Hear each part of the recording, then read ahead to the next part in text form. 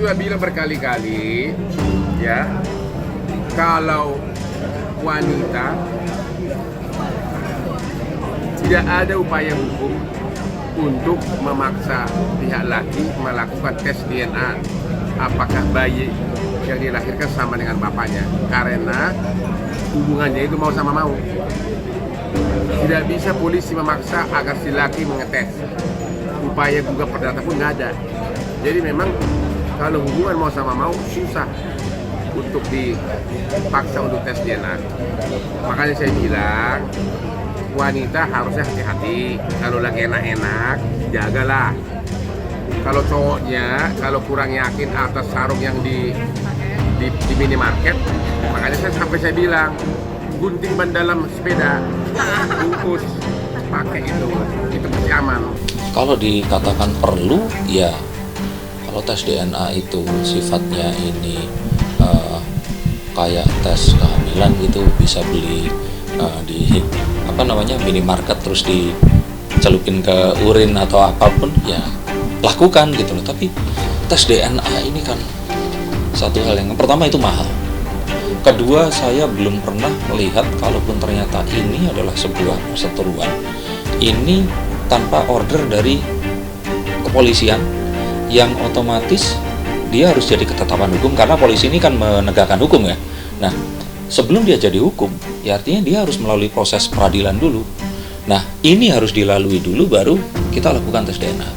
Karena jika tidak, ini akan jadi satu presiden. Presiden itu hal yang ditakutkan menjadi benchmark untuk munculnya satu hal-hal yang kurang baik di kedepannya.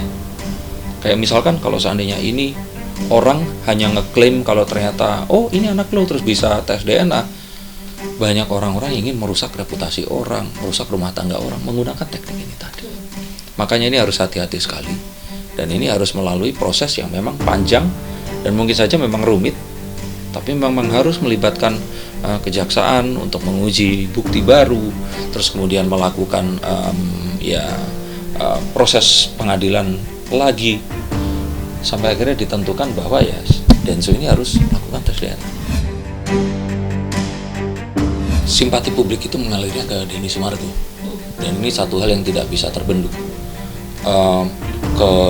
Kalau kita bilang itu kemenangan yang sifatnya itu secara netizen itu sudah dipegang oleh Densu, dan saat ini belum ada kartu yang akan merubah situasi itu tadi. Jadi kayak orang-orang ini masih sangat-sangat memberikan simpatinya dan malah menyerang kepada si orang yang mencoba untuk memperjuangkan keyakinannya dia tentang hak bahwa itu adalah anaknya Densu. Kalau saya bilang apapun itu terus kemudian dia jadi bahkan akan menjadi musuh besar wanita-wanita yang lain, netizen yang seorang wanita juga.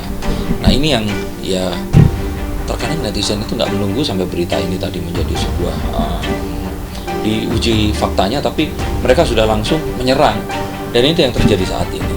Tapi ya ini sesuatu yang kalaupun DJ Verni di sini itu yakin apa yang dilakukannya ini adalah benar dan keyakinannya itu adalah benar, kita akan tahu bahwa caranya salah. Densu ini mungkin dalam gimana ya kalau kita bilang ya, dia ini kan dalam kondisi yang sekarang ini mungkin masa yang terbaik dalam hidupnya ini. Dia nggak pernah di posisi puncak seperti sekarang ini. Di saat dia sedang dia mendapatkan semua yang dia kerja keraskan dulu, tiba-tiba kok ada orang dari masa lalu terus mengulang sesuatu yang terjadi. Itu kayak orang yang kita berpikir kita sudah nyelesain satu masalah ini ngikutin gitu loh. Jadi kayak orang yang merasa aduh kok gengges banget sih ini, nggak maksudnya kayak dia merasa bahwa dia tidak melakukan dan dia merasa itu sudah selesai. Lebih ke dia udah selesai terus ini muncul lagi itu, sehingga dia ya jadi sangat emosional. Kalau saya kira ini jauh dari urusan uang ya. Ini lebih karena ketidakterimaan satu orang, satu keyakinan di orang yang lain yang didukung oleh dokumen, dan terus kemudian setelah sekian lama ini dipertanyakan lagi. Padahal ini adalah satu hal yang sudah sekian tahun nggak pernah dibahas. Nah, jadi kalau saya lebih fokus kepada sepertinya tes DNA itu nggak akan pernah ada sih yang kedua kali. Kalau dibilang pansos ya udah langsung ketahuan, orang-orang ini langsung bilang nih. Karena apa? Kenapa baru sekarang? Terus kenapa harus lewat sosial media? Kenapa nggak menghubungi secara beda ya dengan Benny Aryani ya? Dia kemarin tuh kan mencoba untuk lewat jalur senyap tapi tidak dihiraukan.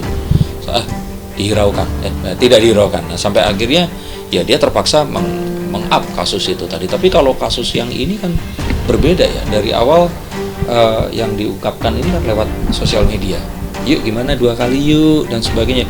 Walaupun ada sebuah dugaan kalau itu 2 kali itu sudah disepakati sebelumnya gitu loh. Tapi kan ini caranya tuh kenapa kok begitu gitu. Jadi kalau saya kira kalaupun ternyata seandainya itu benar, seandainya akan dilakukan pun dari awal caranya salah.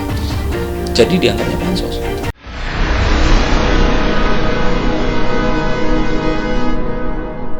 Jadi jangan lupa untuk subscribe Cumi Cumi.